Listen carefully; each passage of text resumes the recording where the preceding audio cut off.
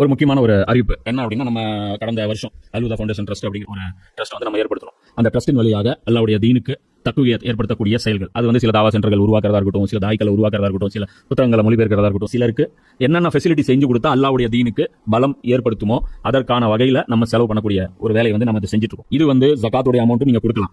இது வந்து நீங்க அல்லாஹ்வுக்கு அழகிய கடன் அப்படிங்கிற அடிப்படையிலும் கொடுக்கலாம். அல்லாஹ்வுடைய தீனுக்கு எது எல்லாம் வலிமைப்படுத்தக்கூடிய வேலையோ, அல்லாஹ்வுடைய அந்த தக்பீர் ரப் இகாமத் தீனுக்காக செலவிடப்படும் ஒவ்வொரு பைசாவும் அல்லாஹ்வுக்கு கடன்.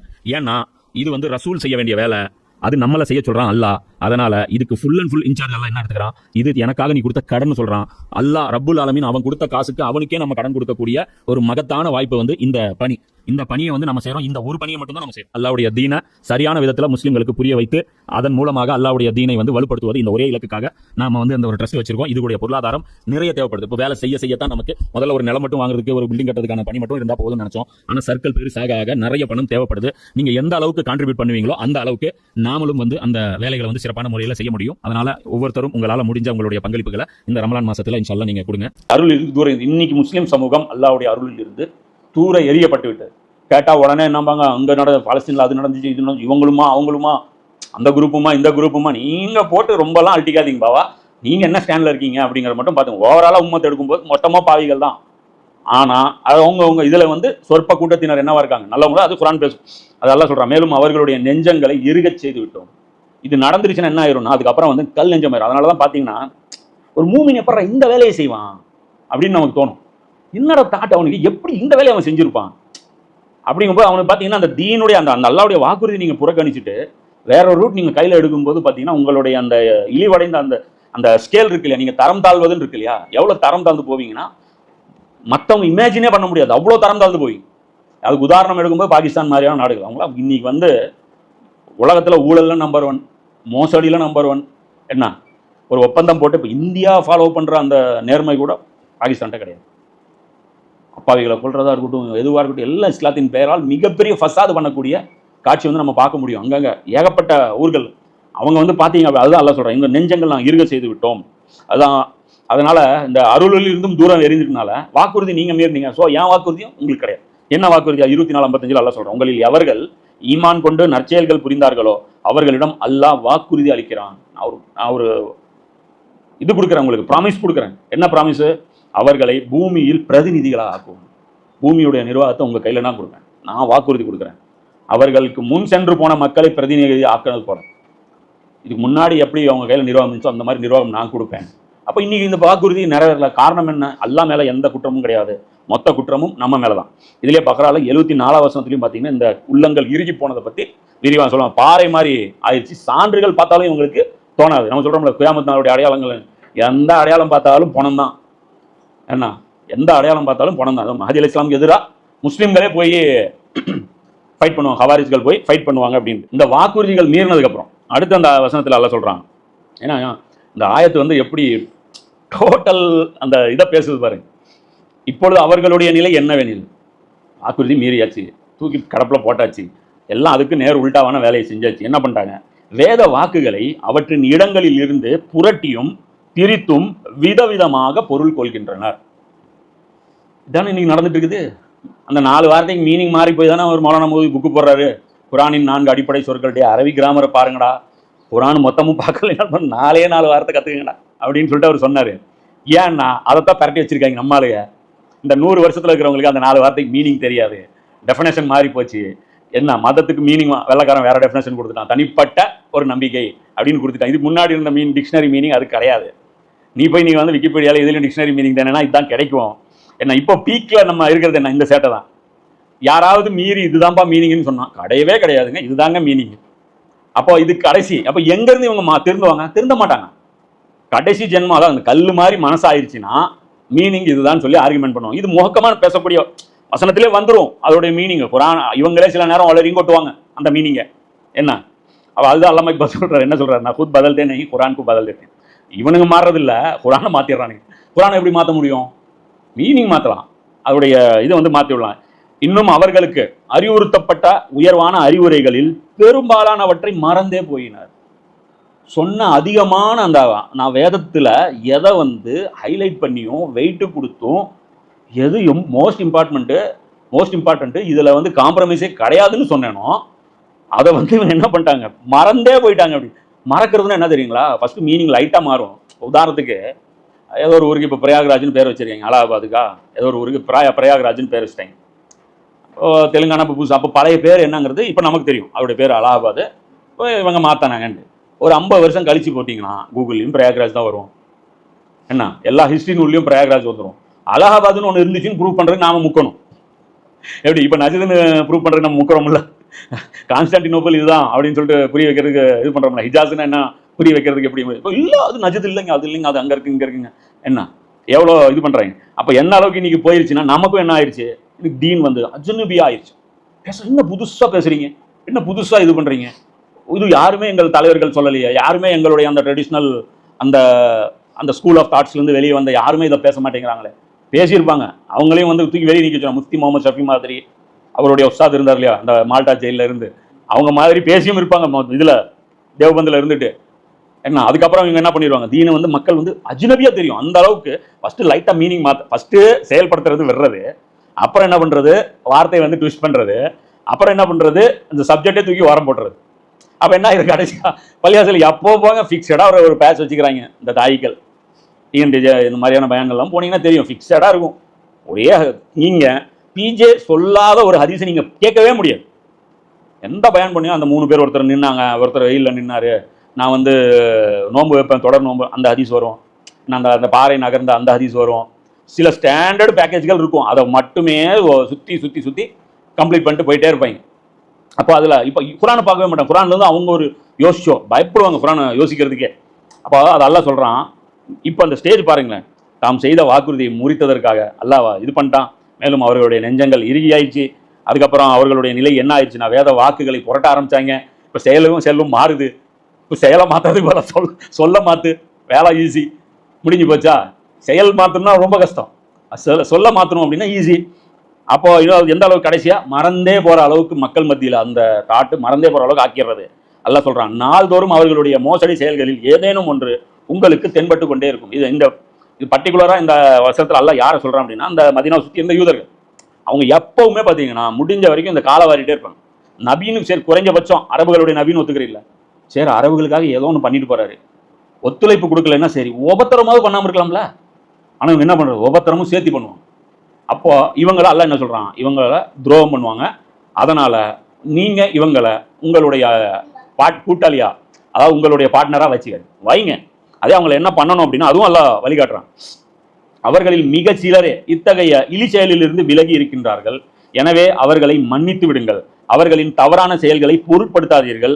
நன்னடத்தையை மேற்கொள்பவர்களையே நிச்சயமாக அல்லாஹ் நேசிக்கிறான். இவங்களை எப்படி டீல் பண்ணும் அப்படின்னா, இக்னோர் பண்ணுங்க, காதுலயே வாங்கிக்காதீங்க. ஏன்னா அவங்கள தொட்டிங்கன்னா உங்க எனர்ஜி எல்லாம் அவங்களே இழுத்துருவாங்க. ஃபுல் டைம் அவங்களே இழுத்துருவாங்க. இதுலயே அக்கப்போர் பண்ணுவாங்க.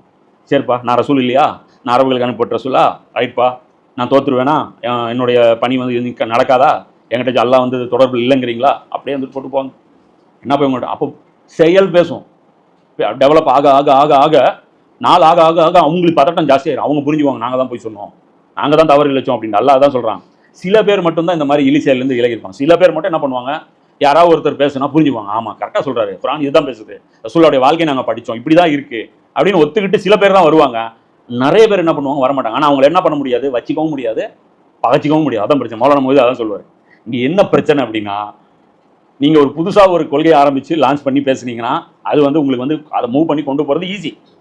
நீங்கள் வந்து பழைய கொள்கையை வந்து மறுபடியும் வந்து அதை வந்து ரீஃபர்பிஷ் பண்ணி நீங்கள் மக்கள் மத்தியில் ப்ரெசென்ட் பண்ணுறீங்க அப்படின்னா, ஆல்ரெடி அதை தப்பாக ப்ரொஜெக்ட் பண்ணுற ஒரு குரூப் இருக்கும். அவங்க எல்லாம் உங்களோட சண்டைக்கு வருவான். அவன் உங்கள் கூட்டாளி, அவனுக்கு எதிரி கிடையாது, கூட்டாளி. யார் ஈக்குவலாக முஸ்லீம் தானே, இல்லை முஸ்லீம் தானே. அப்போ அவங்ககிட்ட இருந்து அவனை வந்து நீங்கள் என்ன பண்ணணும் அப்படிங்கிறது உங்களுக்கு புரியாது. அதான் அவர் சொல்கிறார், இருக்கிறதுலே டிஃபிகல்ட் எது அப்படின்னா இவங்களை ஹேண்டில் பண்ணுறது. தீனு கற்றுக் கொடுக்கலான்னு போனால் அப்போ எங்களுக்கு தெரியாதான்னு கேள்வி கேட்பான். சரின்னு சொல்லிட்டு இவனை பயானே பண்ணாமல் போனால், ஏன் எங்களுக்கெல்லாம் சொல்ல மாட்டீங்களாப்பா. கூப்பிட்டாலும் பிரச்சனை, கூப்பிடலினாலும் பிரச்சனை, சேர்த்துக்கிட்டாலும் பிரச்சனை, சேர்க்காட்டியும் பிரச்சனை. இவங்களை அவாய்ட் பண்ணி சிம்பிளாக அவாய்ட் பண்ணிடுங்க, மன்னிச்சிருங்க. ஏன்னா சேட்டை ஏதாவது பண்ணுவாங்க, எதிராக நிறைய சேட்டை பண்ணுவாங்க, உங்களுக்கு கோபமும் வரும். ஆனால் அதுக்கு நீங்கள் ஒன்றும் பண்ணக்கூடாது, அமைதியாக இருந்துக்குங்க. அவர்களின் தவறான செயல்களை பொருட்படுது, அவங்கள இக்னோர் பண்ணிட்டு போய்கிட்டே இருக்கு. அந்த ஒரே ஆயத்தில் சுப்ஹானல்லாஹ் எவ்வளோ வழிகாட்டுதல் அல்லாஹ் அதில் கொண்டு வர பாருங்க. அதாவது இந்த ஹுஜ்ஜத்தை நிறுவனம் அப்படிங்கிறதுனால அல்லாஹ் வந்து ஃபுல் ஸ்ட்ராட்டஜி அவங்கள போட்டு வந்து அல்லாஹ் கொடுத்துட்றான். இதில் ஒரு விஷயம் எப்போவுமே வந்து பார்த்தீங்கன்னா இவங்களை நம்பக்கூடாது, நம்பி இருக்கக்கூடாது. இவங்க நமக்கு வந்து என்னைக்கா இருந்தாலும் அல்லாஹ் நம்புறவங்களாச்சே, வேதங்களை நம்புறவங்களாச்சே அப்படின்னு யூதர்களை வந்து ரசூல்லா என்ன பண்ணல, எப்போவுமே அது நம்பிக்கை லிஸ்ட்டில் வைக்கவே இல்லை. அதான் முனாஃபிக்களும் வந்து போருக்கு வரலைன்னா கூட ரசூலா என்ன பண்ணாங்க, ஓகே வராதீங்க, தபுக் போரில் கூட வரலைன்னு என்ன பண்ணாங்க, நீங்கள் வராமல் இருந்தது எனக்கு செஞ்ச பெரிய உபகாரம். நீங்கள் கூட வந்துட்டு இங்கே வந்து அரேஞ்ச்மெண்ட்டு சரியில்லை, என்ன நீங்கள் இது சரியில்லை, இங்கே வந்து அது நடக்குது, இங்கே இது நடக்குது, இங்கே ஊழல் நடக்குது, அப்படி இப்படின்னு சொல்லி அதை டேமேஜ் பண்ணுறதுக்கு அது நீங்கள் வராமல் இருக்கிறது பெட்ரு அப்படின்னு சொல்லிட்டு ரசூலா வந்து விட்டுட்டாங்க.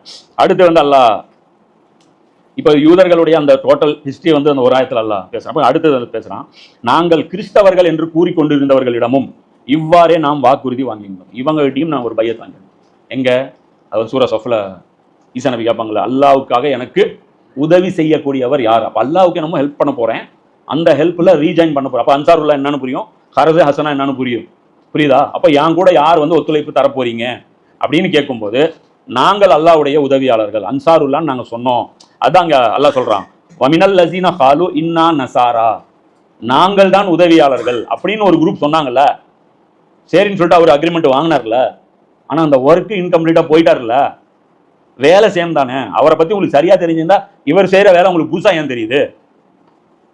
ஹெர்குலிஸ் புரிஞ்சது இல்லை, இது தீனு சேம் தீன் தான், அதே மிஷன் தான். எது எங்கள் ரோமுக்கு கீழே இருந்த அதே தாவா தான் இதுவும், இது புதுசு கிடையாது. கண்டிப்பாக இதை ஒழிக்கவும் முடியாது. அதுவும் அவங்க சேர்த்து தெரிஞ்சு வச்சுருந்தாங்க. ஏன்னா அந்த வேத அறிவு அவங்களுக்கு கிளியராக புரியும். ஏன்னா அவங்க டிரைவிங் சீட்டில் உட்காந்துட்டு இருக்காங்களா, வழி போகுதா இல்லையான்னு அவங்களுக்கு நல்லா தெரியும். ஏன்னா இந்த ரோட்டில் ஒருத்தர் யாராவது காய்கறி அவங்களாம் போட்டிருப்பாங்க, அவங்ககிட்ட போயிட்டு இந்த வழியாக போனால் பெருந்துரை போக முடியுமா அப்படின்னு கேட்டால் நம்பாங்க. அவங்க போயிருக்கவும் மாட்டாங்க சில சமயம், என்னம்மா இந்த வழியில் போகாதுங்கம்பாங்க. ஆனால் நம்ம ஒரு டிரைவர் ஒருத்தர் ஆட்டோ ஓட்டிட்டு வராரு, அவர்கிட்ட கேட்டிங்கன்னா சொல்லிடுவார், ஆமாங்க போகுதுங்க, இந்த பக்கம் போயிட்டு நேராக போயிட்டு அங்கே ஒரு லெஃப்ட் எடுத்து இப்படி ஒரு ரைட்டு போனீங்கன்னா சொல்லிடுவேன். அப்போ யாருடைய அந்த இன்ஃபர்மேஷன் எடுக்கணுங்கிறது அவங்களுக்கு தெரியும், அந்த டிரைவிங் சீட்டில் இருக்கிறவங்களுக்கு தெரியும், சும்மா உட்காந்துட்டு இருக்கிறவங்களுக்கு அது தெரியாது. இப்போ நமக்கு ஏன் தெரிய மாட்டேங்குது இந்த மிஷன்லாம் அப்படின்னு? நமக்கு தான் ஒன்றுமே இல்லையா வேலை. என்ஜாய்மெண்ட் வித்தவுட் ரெஸ்பான்சிபிலிட்டி பாலிசி நம்ம அடாப்ட் பண்ணதுனால நம்முடைய ஹக்குனா மட்டாட்டா கான்செப்ட் படி நல்லா என்ஜாய் பண்ணும், அவ்வளோதான், வேற எதுவுமே கிடையாது. அதுவும் நல்லா சொல்கிறான், அவங்கள்ட்ட நான் வாக்குறுதி வாங்கியிருந்தேன், அப்போவே வாங்கியிருந்தேன் ஈசா நபி வச்சு. அவர்களும் கூட தங்களுக்கு நினைவூட்டப்பட்ட நல்லுரைகளில் பெரும் பகுதியை மறந்தே போயினர். பெருசா டைவர்ஷன் எடுத்துட்டாங்க. சொன்ன வேலையை விட்டுட்டு குகைவாசிகள் ஏன் வந்தாங்கங்கிற வேலையை விட்டுட்டு, குகைவாசிகள் எத்தனை பேர், குகைவாசிகள் எவ்வளோ வருஷம், என்ன சப்ஜெக்ட் மாற்றி, அப்போ நம்ம குகையில் வாழ்கிறது தான் ஈசா நபியுடைய தீனுன்னு ஆக்கி கல்யாணம் பண்ணல அவங்க, ஸோ நாங்களும் கல்யாணம் பண்ண மாட்டோம், இப்படி ஒரு துறவரத்தை உண்டாக்கி அதையும் ஒழுங்காக ஃபாலோ பண்ணாமல் பெரும்பகுதி அவங்க மறந்து தீனிலிருந்து வேற எங்கேயோ டைவர்ஷன் எடுத்து போயிட்டாங்க. இறுதியில் நாம் அவர்களுக்கிடையே மறுமை நாள் வரை பகைமையையும் காழ்ப்புணர்ச்சியையும் விதைத்து விட்டோம். கியாமத் நாள் வரைக்கும் இவங்களுக்குள்ளேயே ஒரு கிளாஷ் நான் ஏற்படுத்திட்டேன் அப்படின்னு சொல்லிட்டு அல்ல சொல்றோம். நாங்கள் கிறிஸ்தவர்கள் என்று கொண்டிருந்தவர்களிடம் இவ்வாறே நாம் வாக்குறுதி வாங்கியிருந்தோம். இங்க அல்லாஹ் என்ன சொல்றான், கிறிஸ்தவர்கள்னு அதாவது அந்த நசாரா, இந்த கிறிஸ்தவர்கள் அப்படின்னு சொல்லிட்டு இங்கே மொழிபெயர்த்திருக்காங்க. ஆக்சுவலாக நாங்கள் நசாராக்கள், நாங்கள் அல்லாவுடைய உதவியாளர்கள் நீங்கள் தானப்பா சொன்னீங்க. ஃப்ரண்ட்லேருந்து நீங்களாம் மனமோ வந்து தானே ஈசா நபிக்கு வாக்குறுதி கொடுத்தீங்க. அப்போ அவங்கள்ட்ட நான் வாங்கினல, அவர்களும் கூட தங்களுக்கு நினைவூட்டப்பட்ட நல்லுரைகளில் பெரும் பகுதியை மறந்தே போயினர். இறுதியில் நாம் அவர்களுக்கு இடையே மறுமை நாள் வரை பகைமையையும் காழ்ப்புணர்ச்சியையும் விதைத்து விட்டோம். இதில் ரெண்டு விஷயம் இருக்கு. ஒன்று, இந்த பகைமையும் காழ்ப்புணர்ச்சியும் யாருக்கு மத்தியில் விதைக்கப்பட்டது? ஒன்று வந்து யூதர்களுக்கும் கிறிஸ்தவர்களுக்கும் மத்தியில், இதுவும் இருக்கு. இதோட இன்னொரு வெர்ஷனும் இருக்கு. என்னன்னா, கிறிஸ்தவத்துக்குள்ளேயே இருக்கக்கூடிய அந்த கிளாஷ் இருக்கு பாருங்க, இந்த உள்ள இருக்கக்கூடிய அந்த ஃபிர்காவுடைய கிளாஷ், இது மிகப்பெரிய கிளாஷ். இது வந்து வரலாற்றில் வந்து அதிகமாக ஹைலைட் ஆகாத கிளாஷ். இது வந்து வெளிப்படையாக தெரிஞ்சதுனால இந்த பெரிய சண்டை நடக்கும்போது சின்ன சண்டையை வந்து அவ்வளோ அப்சர்வாக பார்க்கல. இன்னைக்கும் வந்து ரஷ்யாவுக்கும் அமெரிக்காவுக்கும் இருக்கிற பஞ்சாயத்துனா கிறிஸ்தவர்களுடைய ரெண்டு சிந்தனைகளுக்கு மத்தியில் எல்ஜிபிடிக்யூ போப்பாண்டவர் தலைமையில் இருக்கக்கூடிய கிறிஸ்தவம் வந்து இன்னைக்கு அக்செப்ட் பண்ணிருச்சு. ஈஸ்டர்ன் ஆர்த்தடாக்ஸ் அவங்க வந்து பண்ணல. அதுலேயும் இன்னொரு குரூப்பும் இருக்குது, இவாஞ்சலிஸ்ட், ட்ரம்ப்புடைய கிறிஸ்தவ பிரிவு, அவங்களும் எடுத்தீங்கன்னா அதை ஆதரிக்கலை. அப்போ இவங்களுக்குள்ளேயே பயங்கரமான பிரச்சனை. இவங்க சொல்கிறாங்களே ஏதோ ஷியா சன்னி இவங்க மதம் இவங்க அடிச்சுக்கிறாங்கன்ட்டு, நமக்கு மேலே பெரிய ரத்தாரம் ஓடினா இன்றைக்கும் வந்து அயர்லாண்டில் அது மிகப்பெரிய இஷ்யூவாக இருக்குது. ஐரிஷ் இதுன்னு சொல்லிட்டு பார்த்தீங்கன்னா ஒரு தீவிரவாதம்லாம் அங்கே நிறைய அது சம்மந்தமான சர்ச்சில் இவங்களே பாம்பு வச்சுக்குவாங்க, அது மாதிரிலாம் இருக்குது. இது சம்மந்தமாக ஒரு புக்கு வந்து கூட எழுதப்பட்டிருக்கு, பிளட் ஆன் தி கிராஸ் அப்படிங்கிற அந்த புக்கு லண்டன்லேருந்து தான் அது வெளியிடப்பட்டிருக்கு. ஸோ அதில் நிறைய வரலாற்றில் நடந்த அந்த கிறிஸ்தவர்களுக்கு மத்தியில் நடந்த, அதாவது சிலுவை மீது ரத்தம் அப்படிங்கிற அந்த புக்கு வந்து டீட்டெயிலாக வந்து அதில் சொல்லப்பட்டிருக்கு. அப்போது அல்லாஹ் வந்து என்ன பண்ணியிருக்காங்கன்னா, இதுலேருந்து அல்லாஹ்வுடைய இன்னொரு விஷயம் புரிஞ்சுக்கங்க. அல்லாஹ்வுடைய வாக்குறுதியை ஒரு சமூகம் மறக்கும் போது அவர்களுக்குள்ளே இருக்கக்கூடிய உள்நாட்டு பிரச்சனை ஸ்டார்ட் ஆயிடும். தங்களுக்குள்ளே அடிச்சுக்கிற அந்த வேலை வந்து அதுக்கப்புறம் தான் ஸ்டார்ட் ஆகும். இப்போ இங்கே எடுத்துக்கங்க, அல்லாஹ் வந்து வாக்குறுதி, ரசூல்லா என்ன வாக்குறுதி வாங்கினாங்க? அலில் முஸ்லீம் சாபாக்கள்கிட்ட கலீஃபாவை கட்டுப்படணும், குலஃபாய் ராஷிதின் கட்டுப்படணும் அப்படின்னு சொன்னாங்க. அதில் நடந்த ஒரு மிஸ் ஹேண்டலில் அதுக்கப்புறம் தான் ரத்தாறு ஓடிச்சு. சரியா? அந்த அல்லாஹ்வுடைய அந்த வாக்குறுதியை வந்து அவங்க அல்லாஹ்வுடைய ரசூல் கொடுத்தா அல்லாஹ்வுடைய கொடுத்த மாதிரி, ஸோ அந்த நாங்கள் வந்து ஃபாலோ பண்ணுறோன்னு தான் அவங்க சொன்னாங்க. நீங்கள் சொன்ன மாதிரியே நடப்போம்னு தான் சொன்னாங்க. என் குடும்பத்தை பார்த்துக்குங்கன்னாங்க, அவங்கள பேணி வாழ்ந்துக்குங்க அப்படின்னாங்க. எதுவுமே அது பண்ணாத பட்சத்தில் அங்கேருந்து அந்த முஸ்லீம்கள் மத்தியில் அந்த கிளாஷ் தொடங்கி என்ன ஆயிடுச்சு, இன்றைக்கி நமக்குள்ளேயே மிகப்பெரிய லெவல். இன்றைக்கி பார்த்தீங்கன்னா பாகிஸ்தானும் ஆப்கானிஸ்தானும் மிகப்பெரிய லெவலில் பள்ளி எடுத்துகிட்டு இருக்காங்க. ஒரு காலத்தில் இவங்க போய் 85,000 பேர் அங்கே செட்டாங்க. 9/11 போருக்கு 9/11 இதுக்கப்புறம் இன்சிடென்ட்க்கு அப்புறம் 87,000 பேர் போய் பாகிஸ்தான் ராணுவ வீரர்கள் ஆப்கான அந்த தாலிபான்களுக்கு எதிராக போரிட்டு 87,000 பேர். அவன் ஷஹீதுங்கிறான், அவன் முர்த்ததுங்கிறான். என்ன இவங்க எப்படி ஷஹீத் ஆவாங்க, அமெரிக்கா சார்பாக சண்டை போட்டு அப்படின்னு சொல்லி இவங்களுக்குள்ளே பிரச்சனை ஆகுது. இப்போ எப்போல்லாம் வந்து அல்லாஹ்வுடைய வாக்குறுதி மீறப்படுது, சுன்னத் பாருங்க, நல்லா ஸ்டாண்டர்டாக வச்சிருக்கு. அல்லாஹ்வுடைய வாக்குறுதி மீறினா அருளிலிருந்து தூர எறியப்படுவீங்க, நெஞ்சம் கல்ல மாதிரி ஆயிரும். லாஸ்ட்டில் என்ன பண்ணுவீங்க, குர்ஆனுக்கு விளக்கம், அதாவது வேதத்துடைய விளக்கங்களை மாற்றுவீங்க. அப்புறம் என்ன நடக்கும், உங்களுக்குள்ளேயே கிளாஷ், உங்களுக்குள்ளே அடிச்சுக்கிறது பெருசாக இருக்கும். இது எல்லாமே வந்து நம்ம அப்படியே நமக்கே ஃபிட் ஆகிறத பார்க்க முடியும். மேலும் அவர்கள் உலகில் என்ன செய்து கொண்டிருந்தார்கள் என்பதனை அல்லாஹ் காண்பித்து தருகின்ற ஒரு நேரம் நிச்சயமாக வரத்தான் போகிறது. நீங்கள் வேதத்தை வச்சுக்கிட்டு அடித்த லூட்டி என்ன, நீங்கள் என்னெல்லாம் வண்டவாளம், உங்களுடைய மார்க்கம் என்னவா இருந்துச்சு, உங்களுடைய உள் டீலிங் எவ்வளோ, வெளி டீலிங் எவ்வளோ. அப்போ நீங்கள் சொன்னீங்க இல்லையா, ஸ்டேஜில் ஒரு அறிஞர் வந்து தங்களுடைய நிலைப்பாடை தெரிவிக்கிறார். அது ஏன் அவர் அது சொல்கிறாரு, அது சொல்ல வேண்டிய தேவை என்ன வந்துச்சு? இவங்க கணக்குப்படி அரசியல் வந்து இஸ்லாத்தில் இல்லைன்னா அது அரசியல் மேடை கிடையாது, இல்லை ஆன்மீக மேடை. அங்கே ஏன் பற்றி இதெல்லாம் டிஸ்கஸ் பண்ணுறீங்க? அது போய் நீங்கள் வேற எங்கேயாவது உட்காந்து டிஸ்கஸ் பண்ணலாம்ல, தனியாக உட்காந்து நீங்கள் இன்டர்வியூலையோ அதிலே பேசலாம்ல. இப்போ அந்த ஸ்டேஜ்லேயே பேச, அரசியல் கூடாதுங்கிறதும் ஒரு அரசியல் தானே. அப்போ அதையும் வந்து பள்ளியாசலில் பேச வேண்டிய தேவை என்ன இருக்குது? அப்போ அதுதான் எல்லாம் சொல்கிறேன். நீங்கள் என்ன பண்ணிட்டு இருந்தீங்க, நான் காட்டுவேன். இதுவரைக்கும் கண்ணாடி நீங்கள் பார்த்ததே இல்லை, அதனால் நீங்கள் நினச்சிட்டு இருக்கிறீங்க உங்கள் மூஞ்சில் கறி இல்லைன்ட்டு. இங்கே வந்தீங்கன்னா உங்கள் கண்ணாடி நான் எடுத்து காட்டுவேன், அது உங்களை உள்ளது உள்ளபடி காட்டும். நீங்கள் என்ன வழிபட்டு, அதாவது இதெல்லாம் ஏமாத்துறதுக்காக நீங்கள் பண்ணுறீங்க, அல்லாஹ் வந்து அன்றைக்கி காமிச்சிடும். வேதம் அருளப்பட்டவர்களே, நம்முடைய தூதர் உங்களிடம் வருகை தந்துள்ளார். இப்போ ஒரு தூதர் வந்திருக்கார். இறை வேதத்தில் நீங்கள் மூடி மறைத்து கொண்டிருந்த பல விஷயங்களை தெல்ல தெளிவாக அவர் விளக்குகின்றார். நீங்கள் எதையெல்லாம் மறைச்சிங்களோ, எதையெல்லாம் எந்த ஆர்டர்ஸ்லாம் தூக்கி போட்டீங்களோ அதை வந்து அவர் மறுபடியும் என்ன பண்ணுறாரு, ரிஃப்ரெஷ் பண்ணுறாரு. இன்னும் பல விஷயங்களை மன்னித்தும் விடுகிறார். சில சேட்டை உள்குத்து சேட்டையும் பண்ணியிருக்கீங்க, என்ன அதை வந்து மன்னிச்சு விட்றார், போய் தொலைப்போ, அது இருந்துட்டு போகுது. ஏன் எவ்வளோ அசிங்கப்படுத்துறது, ஓரளவுக்கு பண்ணிட்டு போகலாம் அப்படின்னு சொல்லிட்டு எதெல்லாம் சமூகத்தை பாதிக்குமோ அந்த அளவுக்கு மட்டும்தான் அவர் எக்ஸ்போஸ் பண்ணுறாரு. அல்லாஹ்விடமிருந்து பேரொளி மிக்க சத்தியத்தை தெளிவாக எடுத்துரைக்கின்ற திருமறை உங்களிடம் வந்து விட்டது.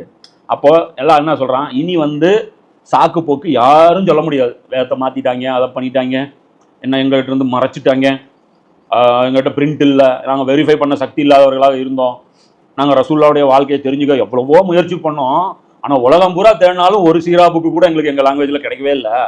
எப்படி ரசூல்லா எப்படி வாழ்ந்தாங்கங்கிற தகவலே சீரியலாக கூட உமர் சீரீஸில் வந்துடுச்சு. ரசூல்லாவுடைய வாழ்க்கை என்னவாக இருந்துச்சு, அவங்களுடைய உழைப்பு எதுவாக இருந்துச்சு, எல்லாம் தெல்ல தெளிவாக அல்லாஹ் புரிய வச்சுட்டான். நீங்கள் உங்களுக்கு டவுட்டாக இருந்தால் வரலாற்று ஆசிரியர்கள், மாற்று மத வரலாற்று ஆசிரியர்கள், வெள்ளைக்காரர்கள், ரசூல்லா வெறுப்பவர்கள் எல்லாம் வரலாற்றில் எழுதி வச்சுருக்காங்க, அதையாவது ரெஃபர் பண்ணு. விக்கிபீடியாவில் போங்க, சாட்ஜிபிட்ட கேளுங்க, அது பேசுது. நான் கேட்குறேன், ரசூல்லா நபிமார்களுடைய போர்கள் அவர் பதவி வெறி படித்ததனால் செய்ததா அப்படின்னு சாட்ஜிபிட்ட கேட்டால் அது டீட்டெயிலாக சொல்லுது. இன்னும் அவர் பதவிக்காகவோ இதுக்காகவோ சண்டை போடவே இல்லை. அவர் வந்து சமூக நீதிக்காகவும் சமத்துவத்திற்காகவும் மக்களுடைய நலனுக்காகவும் அவர் வந்து அவருடைய போர்கள் இருந்தது. அவர் வந்து பணகாசை பிடிச்சாரா? இல்லை, எல்லாம் இல்லைங்குது. இஸ்லாத்துடைய கடவுள் கொள்கை பற்றி உங்களுடைய ஒப்பீனியன் என்னன்னு கேட்டால் அது சொல்லுது, இஸ்லாத்துடைய கடவுள் கொள்கை அறிவுக்கு ஏற்பது அதுதான் சரியானது, எல்லாத்துக்கும் சொல்யூஷன் தரக்கூடியது, அதை வந்து கண்டிப்பாக வந்து அதை வந்து மறுக்க முடியாது, அதுதான் ஜஸ்டிஃபை பண்ணுது. ஒரு கடவுள்ங்கிறது தான் கரெக்டான டெஃபினேஷனு. அது எப்படி அப்படிங்கிறதும் பேசுது. ரசூலுடைய போர்களை பற்றி பேசுது, ரசூலுடைய சீரத்து பேசுது, போங்க ரெஃபரன்ஸ் நம்பரோட சொல்லுது. நம்மடியாவது புகாரி முஸ்லீம் தான் தமிழில் இருக்குது, அதுக்கிட்ட எல்லா புக்குமே தமிழில் இருக்குது, தமிழ்லேயே பேசுது சாட்ஜிபிட்டி. எந்த ஹதீஸ் சொன்னாலும் நீங்கள் போய் அடிச்சு இப்படி ஒரு ஹதீஸ் இருக்கா அதை எடுத்து கொடுன்னு சொல்லும் பாருங்க. இப்போ நீங்கள் இன்னைக்கு பயானுக்கு எடுத்த ஹதீஸ் கூட சாட்ஜிபிட்டி தான் கொடுத்துச்சு. சரியா? சாட்ஜிபிட்டி இருப்பாங்க, நம்பர் நிறைய இருக்குது, அதுக்கிட்ட கேளுங்க, அது ஒஸ்தா தான் உங்களுக்கு வந்து பாடம் நடத்தும். அது போதும், ரசூலா எப்படி வாழ்ந்தாங்க, அவங்களுடைய லட்சியம் என்னவா இருந்தது, அந்த 4 வசனம் நாம் சொல்றோம்ல, இந்த வசனத்துடைய விளக்கம் என்னன்னு ChatGPT கேளுங்க. ரசூல்லா வந்து ஹஜ்ஜத்துல் விதால என்ன பேசினாரு, அதோட விளக்கம் என்னன்னு ChatGPT கேளுங்க. இப்ப இந்த ஒரு 10 வசனத்தை போட்டு இது என்ன பேசுதுன்னு ChatGPT கேளுங்க. சரியா? தீனுன்னு என்னன்னு கேளுங்க, அதெல்லாம் என்னன்னு சொல்லுதுன்னு பார்ப்போம். அல்லாவின் திருப்பொருத்தத்தை அல்லாஹ் சொல்றான்.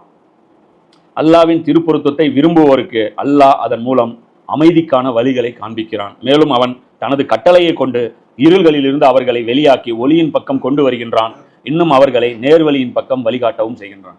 இங்க அல்லாஹ் கிளியரா சொல்றாங்க, பார், அல்லாஹ்வுடைய பொருத்தம் இது உனக்கு இது உனது இலக்கா இருந்தா அதன் மூலம் இந்த ஒரே ஒரு தகுதி மூலம் எது அல்லாஹ்வுடைய பொருத்தம்.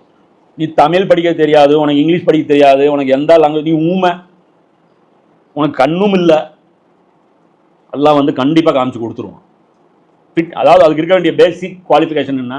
அல்லாஹ்வுடைய பொருத்தத்தை விரும்புவருக்கு, நேர்மையை விரும்புவருக்கு, நியாயத்தை விரும்புபவர்களுக்கு, அவங்களுக்கு கண்டிப்பாக அல்லாஹ் ஒரு அமைதியான தெளிவான, அதாவது உமரி சொல்லுவார்ல, சலனமற்ற அந்த பாதை, வாழ்க்கையில் அவங்களுக்கு தடுமாற்றமே இருக்கா இல்லாத ஒரு கிளியர் கட் லைஃபை அல்லாஹ் வழியை வந்து காமிச்சிருவான். மேலும் அவன் தனது கட்டளையை கொண்டு இருள்களிலிருந்து அவர்களை வெளியாக்கி ஒளியின் பக்கம் கொண்டு வருகின்றான். இன்னும் அல்லாஹ்வுடைய ஆயத்தெல்லாம் பார்த்தாங்கன்னு வச்சுக்கோங்க, உடனே இருளிலிருந்து வெளியில் வந்துருவாங்க. சும்மாவே அவங்க சரியான நிலைப்பாடு எடுப்பாங்க. அதுக்கப்புறம் அவங்களுக்கு ஆயத்து காமிச்சோம்னா இருளிலிருந்து டக்குன்ட்டு வெளியே வந்துருவாங்க. இன்னும் அவர்களை அல்லாஹ் நேர்வழியின் பக்கம் வழிகாட்டவும் செய்கின்றான். அவங்களை இன்னும் டியூன் பண்ணி அவங்கள பாலிஷ் பண்ணி அல்லாஹ் என்ன பண்றான், அவங்களுக்கு படிப்படியாக க்ரோத் பண்ணிட்டே இருப்பான். இது வந்து அல்லாஹ் சொல்றான். நிச்சயமாக மரியமின் குமாரர் மசீதான் அல்லாஹ் என்று கூறியவர்கள் நிச்சயமாக நிராகரித்தவர்களாக ஆவார்கள். இவங்க காஃபிர்கள். ஏன் அப்படின்னா இன்னி வரைக்கும் கிறிஸ்தவர்கள் மத்தியில் ஒருமித்த இஜ்மாவே கிடையாது ஈசா நபி யாருன்னு. ஒரு மசாயில்ல குழப்பம் இருக்கலாம், புரியுதா? சனிக்கிழமை விடுமுறை நாளா, ஞாயிற்றுக்கிழமை விடுமுறை நாளான்ட்டு கன்ஃபியூஷன் இருக்கலாம். அப்பம் சாப்பிட்டாரா இல்லை திராட்சை ரசம் குடித்தாரான்னு கன்ஃபியூஷன் இருக்கலாம். சரியா? தொழுகையில் வந்து விரலாட்டுறதா நீட்டுறதா அல்லது நெஞ்சில் அவர் எங்கே கட்டினாரு, இதில் கன்ஃபியூஷன் இருக்கலாம். மெயின் அஸ்திவாரத்தில் முரண்பட்ட கருத்து கொண்ட ஒரு கொள்கை எப்படி வந்து சரியான நிலைப்பாடாக இருக்கும்? அடிப்படை தூணுங்க. இதே சில பேர் மறுக்கிறாங்க. சில பேர் வந்து ஈசா நபி வந்து அல்லாங்கிறாங்க, சில பேர் அல்லாவுடைய மகன்கிறாங்க, சில பேர் அல்லாவுடைய ரசூலுங்கிறாங்க. கன்ஃபியூஷன்லேயே அவங்க இருக்கிறாங்க. தனித்தவர்னு சொல்றாங்க, மூவரில் ஒருவருன்றாங்க, காலகாலத்தில் இருந்தாருங்கிறாங்க, நடுவில் என்ட்ரி கொடுத்தாரு பிறந்தாருன்றாங்க. அதாவது அவங்க என்ன சொல்றது, சாவு இல்லாம இருந்தது, ஹய்யுல் கய்யூமா இருந்தாரா? ஆமா, ஆதியிலிருந்து அவர் இருந்தாரு. சரி, அதுக்கப்புறம் பிறந்து என்ட்ரி கொடுத்தாரா? ஆமா, பிறந்து என்ட்ரி கொடுத்தாரு. இப்போ அதை ஜஸ்டிஃபை பண்ணவே முடியாது. அதனாலதான் ஏத்திசம் வேகமா வளருது, சர்ச்சுகள் கைவிடப்படுறது. ஏன் அப்படின்னா லாஜிக் இல்ல. என்ன பேசுவீங்க? எப்படி ஒன்னுன்னு சொல்லுங்க, இல்லைன்னா மூணுன்னு சொல்லுங்க. மூணுன்னு சொன்னா ஒன்னுல நிக்க முடியாது, ஒன்னுன்னு சொன்னா மூணுல நிக்க முடியாது. ஹியூமன் சொன்னா கடவுளா இருக்க முடியாது, கடவுள்னு சொன்னா ஹியூமனா இருக்க முடியாது. அப்போ ஏதாவது இது எல்லாத்தையுமே சேர்த்து ஒரு பெரட்டி ஒரு கொள்கையை உருவாக்குனீங்கன்னா அது நிக்காது, அது வந்து ஏற்கவே முடியாது. அதான் இவங்க சொல்றாங்க. இப்போ இந்த வருண் டாக்ஸ்ல ஒரு வீடியோவில் வந்து பேசுறாரு ஒரு பாதிரியார். அவர் என்ன சொல்றாரு, டிசம்பர் 25 கிறிஸ்து பிறந்த நாளா? எனக்கு கூட ஒரு டவுட் இருந்துச்சு. எப்படின்னா, எனக்கு கிறிஸ்து பிறந்ததுலேருந்து கவுண்ட் வைக்கிறாங்கன்னா டே 01 தானே வரணும், டே 1 தானே கணக்கு வரணும். அதனால் 25 ஆரம்பிக்குது டே. கேலண்டர் அதை வச்சு தான் பேஸ் பண்ணி போட்டாங்கன்னா ஃபர்ஸ்ட் கேலண்டரில் வர நம்பர் 25 வரும். கிறிஸ்து பிறந்து ஒரு நாள், 0 நாள் எது 24. அப்போ 25 வந்து கிமு, இது வந்து 24 கிமு, 25 கிபி. அப்போ கிபி 1 வந்து எப்படி 25 ஸ்டார்ட் ஆகும்? அப்போ இது என்ன கணக்கு இது அப்படின்னு பார்க்கும்போது அவர் சொல்றாரு, என்ன சொல்றாருன்னா, சூரிய கடவுளுடைய பிறந்த நாள் தான் இது. கிறிஸ்து என்னைக்கு பிறந்தாருன்னு எங்களுக்கு தெரியாது, ஏதோ ஒரு நாள் நாங்கள் கொண்டாடி ஆகணுங்கிறதுனால ரோம் மன்னர் என்ன பண்ணிட்டாரு, இந்த சூரிய கடவுளை எடுத்து கிறிஸ்துவோடைய பிறந்த நாள் அன்னைக்கு லீவு பண்டிகையா இருந்த இந்த ரோமர்களுடைய வழக்கத்தை அப்படியே மாத்தினாரு. எவ்வளவு பெரிய ஸ்டேட்மெண்ட்! என்ன ஸ்டேட்மெண்ட் இதுவும்? பொய்யுங்கிறாரு. கிறிஸ்து அன்னைக்கு பிறந்தாருன்னு நாங்கள் பொய்யா தான் நம்புறோம் அப்படிங்கிற மாதிரி அவர் சொல்றாரு.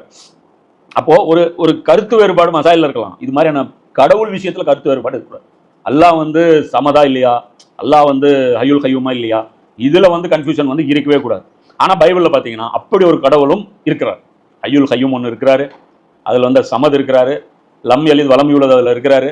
எல்லா டெஃபினேஷனும் அல்லாஹ்வுடைய எல்லா சிஃபத்துகளும் சொல்லக்கூடிய ஒரு கடவுள் பைபிள்ல இருக்கிறார். அப்போ இது வந்து ஒரு பெரிய பிரச்சனை. அல்லாஹ் சொல்றான், இது கடவுள்னு சொல்லிட்டீங்கன்னா நீங்க வேணும்னே நிராகரிக்கீங்க. அல்லாஹ் சொல்றான், நீ பர்பஸ் பண்றீங்க. ஏன்னா நல்லா தெரியும் உங்களுக்கு, அவர்களிடம் நீர் கூறும். அல்லாஹ் சொல்றான், அவங்ககிட்ட நீ சொல்லு, மரியமுடைய மகன் மசீஹையும் அவருடைய அன்னையையும் இன்னும் பூமியில் உள்ள அனைவரையும் அல்லாஹ் அழித்து விட நாடினால் அவனை தடுத்து விட யாருக்கு துணிவுண்டு? நான் ஈசா நபியையும் அவங்களுடைய அம்மா மேரியையும் அழிக்கணும்னு முடிவு பண்ணிட்டா தடுக்கிறத யாருனால முடியும்? அப்போ இருந்த யஹ்யா நபி குறுக்க வந்திருக்க முடியுமா, இல்லை ஜக்கரியா நபி குறுக்க வந்துட முடியுமா, இல்லை அங்கே இருந்த ரோம கவர்மெண்ட் வந்து குறுக்க வந்துட முடியுமா? யார் என்ன தடுப்பாங்க? மரியம் அலைஹிஸ்ஸலாமுடைய அம்மா இருந்தாங்களே, அவங்க ஏதாவது குறுக்க வர முடியுமா? என்னாலும் நான் பண்ணியிருக்க முடியும். அல்லாஹ் சொல்றான், யாருக்கு துணி உண்டு? என்கிட்ட ஃபைட் பண்றது யாருக்கு துணி இருக்கு? அல்லாஹ் சொல்றான், வானங்கள் பூமி மற்றும் அவற்றுக்கும் இடையே இருக்கும் அனைத்தின் மீதும் உள்ள அதிகாரம் அல்லாஹ்வுக்கே உரியது. அவன் நாடியவற்றை படைக்கிறான். என்னுடைய ஒன் ஆஃப் த ப்ராடக்ட்டுங்க. எவ்வளவு குரான் போல்டா பேசுவது. அவன் நாடியவற்றை படைக்கிறான், மேலும் அவனது வலிமை அனைத்தையும் சூழ்ந்து நிற்கிறது. அவங்க அம்மாவும் ப்ராடக்ட், அவரும் ப்ராடக்ட். என்னுடைய ஒரு ப்ராடக்ட் செஞ்ச சில செயல்களை பார்த்து நீங்க இம்ப்ரெஸ் ஆனீங்கன்னா அதோட கிரெடிட் எனக்கு தான் கொடுக்கணும், என் பொருளுக்கு தரக்கூடாது. அவர் சொல்றான் அல்லாஹ். இதை வச்சுட்டு நீங்க டைரக்டா வந்து அந்த நீங்க வந்து ஒரு மேஸ்திரி வந்து ஒரு இன்ஜினியர் வந்து வைக்கிறாரு. அந்த மேஸ்திரிக்கு இன்ஜினியர் சம்பளம் கொடுக்குறாரு. அந்த மேஸ்திரி அழகா ஒரு வீடு கட்டிட்டாரு. கடைசியா செட்டில்மெண்ட் வந்து மேஸ்திரிக்கு பண்ணிட்டாரு வீடு ஓனர். என்ன இன்ஜினியர் என்ன பாரு, ஏன்னா இல்லைங்க அவர் தாங்க வீடு கட்டினது உண்மை. சிமெண்ட் யாரு சப்ளை பண்ணா, செங்கலுக்கு யாருக்கு காசு கொடுத்தா, எலக்ட்ரிஷியன் கடையில் எவ்வளோ பாக்கி நான் வச்சிருக்கேன், பெயிண்ட் அடிச்சது யாரு, இத்தனை பேர் சம்பளம் கொடுத்தது, வார வாரம் அவங்களுக்கு சம்பளம் கொடுத்தது யாரு, எல்லாம் முடிஞ்சு ஃபைனல் செட்டில்மெண்ட் அவங்களுக்கு கொடுத்து அவர் வாங்கிட்டு போயிட்டீங்கன்னா ஒத்துக்குவீங்களா? அவர் சிறப்பாக வேலை செஞ்சாருங்க. அவர் வேலை எங்களுக்கு இம்ப்ரெஸ் பண்ணிருச்சு. இம்ப்ரெஸ் பண்ணட்டும், ஒன்றும் பிரச்சனை இல்லை. அது வேணா ஒரு செட் ட்ரெஸ் வாங்கி கொடுங்க, அவ்வளோதான். ஆனால் மொத்த கான்ட்ராக்ட் எப்படி நீங்கள் அங்கே கொடுக்கலாம்? அல்லாஹ் தான் சொல்கிறேன், என் ப்ராடக்ட் அவர். அதை சொல்கிறேன், உங்களுக்கு அவர் பிறந்தது ஒரு அதிசயம்னு வச்சுட்டு நீங்கள் முடிவு பண்ணிடுவீங்களா? அப்படி பார்த்தா இவருக்கு அம்மாவே இல்லையா ஆதம் நபிக்கு? அப்பா இல்லாத கண்டிஷனுக்கு நீங்கள் இப்போ கடவுள்னா அம்மாவும் இல்லாதவர் என்ன போய் சொல்றீங்க? தாயும் இல்லை தந்தவும் இல்லை. அப்போ அவருக்கு வந்து என்ன அற்புதம் செய்கிறவர் கடவுள்னா ஏகப்பட்ட பேர் அற்புதம் பைபிளில் செய்கிறாங்க. அதையும் பாருங்க. அதான் சொல்கிறாங்க, ஜஸ்டிஃபிகேஷன் நீங்களே கொடுக்க முடியாது. உங்களுக்குள்ளே அதில் ஒருமித்த கருத்தும் இல்லை. எல்லாரும் சேர்ந்து இது ஒத்துக்கிறதும் இல்லை. இயேசு ஏன் கடவுள் என்றால் அவர் தந்தை இல்லாமல் பிறந்தார்னு கிறிஸ்தவர்களே ஒத்துக்கிறது இல்லை. அதுக்கப்புறம் எங்கே போய் நீங்கள் முஸ்லீம்கள்ட்ட இங்கே ரசூலாட்ட வந்து நீங்கள் ஆர்குமெண்ட் பண்ணுறீங்க? அதுதான் எல்லாம் எல்லாத்தையும் கிளியர் பண்ணுறேன். 3ஆவது அத்தியாயத்தில் நஜரான் வாசிகளை கூப்பிட்டு எல்லாத்தையுமே கிளியர் பண்ணி, இனிமேல் இதில் உங்களுக்கு ஏதாவது பேசுறதுக்கு ஏதாவது இருக்கா, இதுக்கு மேலேயும் இருந்துச்சுன்னா விதண்டாவாதம் தான். அப்போ ஒரே விஷயம் தான், வா முபாலா செய்யும். முபாலா செய்யும் ஓடிட்டாங்க. அப்போ ஏன் என்ன என்ன விதத்தில் ஓடினாங்க? நான் அழிஞ்சு போகிறேன், நீ அழிஞ்சு போகிறேன்னு துவா செய்யணும். தெரியும் அவங்களுக்கு வானத்துலேருந்து நெருப்பு வரும்ட்டு, கருகிரும்னு அவங்களுக்கு தெரியும். அதனால அவங்க என்ன பண்ணிட்டாங்க, போயிட்டாங்க. நாங்கள் அல்லாவின் புதல்வர்கள், மேலும் அவனது அன்பிற்குரியவர்கள் என்றெல்லாம் யூதர்களும் கிறிஸ்தவர்களும் கூறுகின்றார்கள். அவர்களிடம் நீர் கேளும், அவ்வாறாயின் உங்களின் பாவ செயல்களுக்காக அவன் ஏன் உங்களுக்கு தண்டனை அளிக்கிறான்? இது பூமியில வந்து நடக்கக்கூடிய பனிஷ்மெண்ட்டை பற்றி அல்லாஹ் பேசுறான். நீங்க அல்லாஹ்வுடைய செல்லக்குட்டிங்க, நீங்க அல்லாஹ்வுடைய அன்பிற்குரியவர்கள், அல்லாஹ்வுடைய நேசர்கள், வலிமார்கள் என்றால் ஏன் உங்களுக்கு ரிவீட் விழுவுது? அல்லாஹ் கேட்குறான். இது வந்து இன்னைக்கு நமக்கும் நடக்கும், முஸ்லீம்களுக்கு. இது இந்த இடத்துல நம்ம இன்னைக்கு என்ன சொல்றோம்? அல்லாஹ் நம்ம கட்சி, அல்லாஹ் நம்ம கட்சி தானே. ஒரு பிரச்சனைன்னு வந்தால் அல்லாஹ் நம்ம சைடு தானே நிற்பான். ஒரு துவான்னு கேட்டால் அல்லாஹ் நம்ம பேச்சு தானே கேட்பான். அப்போ ஏன் உள்டாவா நடக்குது? எல்லாம் உள்டாவா ஏன் நடக்குது? அப்போ அல்லாஹ் தான் கேட்குறேன், ஏன்டா உள்டாவா நடக்குது? இப்போ ரசூலாவுக்கும் சில விஷயங்கள் உள்டாவா நடந்துச்சு. என்ன உடனே என்ன பையங்க, ரசூலா தோக்கலையா, ரசூலா அடிவாங்கலையா? அதெல்லாம் வந்து அந்த அந்த இதில் இருக்கக்கூடிய அந்த அரசியல் வாழ்க்கையில் இருக்கக்கூடிய ஒரு அந்த டிராவலில் நடக்கக்கூடிய சின்ன சின்ன நிகழ்வுகள். நான் சொல்றது இது, அல்லாஹ் சொல்றது வந்து இன அழிப்பு, அட்ரஸ் இல்லாமல் காலி பண்ணுறது, டோட்டலாக டெமாலிஷ் பண்ணுறது, டோட்டலாக அந்த அந்த ராஜ்யத்தையே பிடிக்கிறது. ராஜ்யத்தை பிடிங்கிட்டாங்க ரோமர்கள் இருந்து எல்லாம் பிடிங்கிட்டான். பாதி இவங்க எடுத்துக்கிட்டாங்க, பாரசீகர்கள் எடுத்தாங்க, அதுக்கப்புறம் முஸ்லீம்கள் போனாங்க, அவங்க எடுத்துக்கிட்டாங்க, டோட்டல் காலி. அதுக்கப்புறம் அவங்க கையில் போகவே இல்லை ஜெருசலம். இப்போ வரைக்கும் இஸ்லாம் முஸ்லீம்கள் கையில் தான் இருந்துச்சு. அப்போ முஸ்லீம்களை இன்னைக்கு வந்து பாருங்க, ஒவ்வொரு பகுதியிலையும் இனால் இப்போ நடந்துட்டு இருக்கா இல்லையா?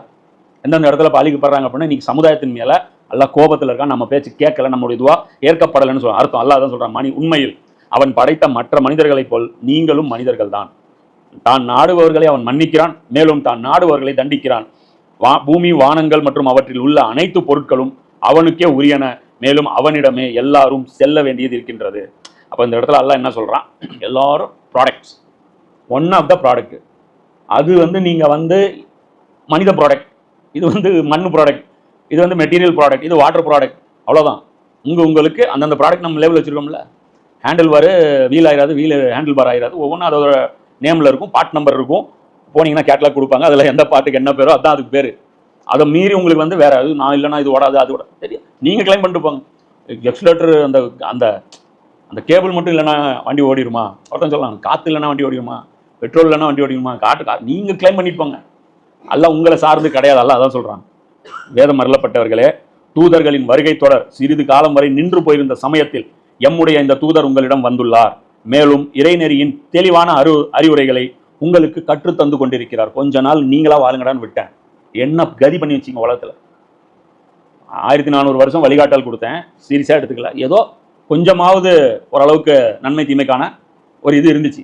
இந்த 600 வருஷத்தில் அவுத்து போட்டு ஆடின மாதிரி மனிதர்கள் பார்த்தீங்கன்னா ஆடினதே கிடையாது. இதில் தான் அந்த பாம்பை, அந்த ஓரின சேர்க்கை, அந்த குரூப் செக்ஸ், அது இது எல்லா கன்றாவையும் இந்த காலகட்டத்தில் தான் நடந்திருக்கு. அதனால தான் இருண்ட காலகட்டம்னு அவங்க சொல்கிறாங்க. நாகரிகம் இல்லாமல் வாழ்ந்தாங்க, எந்த ஒரு கருத்து சுதந்திரம் இல்லை, அது இல்லை, இதில் எல்லா வேல்யூஸும் ஹியூமன் வேல்யூஸ் வந்து லோவுக்கு போச்சு. மறுபடியும் வந்து அல்லாஹ் வந்து ஒரு மிக மகத்தான ஒரு இறைத்தூதர் அனுப்புகிறாரு. அல்லாஹ் அனுப்புனதுக்கு அப்புறம் அவர் தெளிவான அறிவுரைகளை கற்றுத்தந்து கொண்டிருக்கிறார்.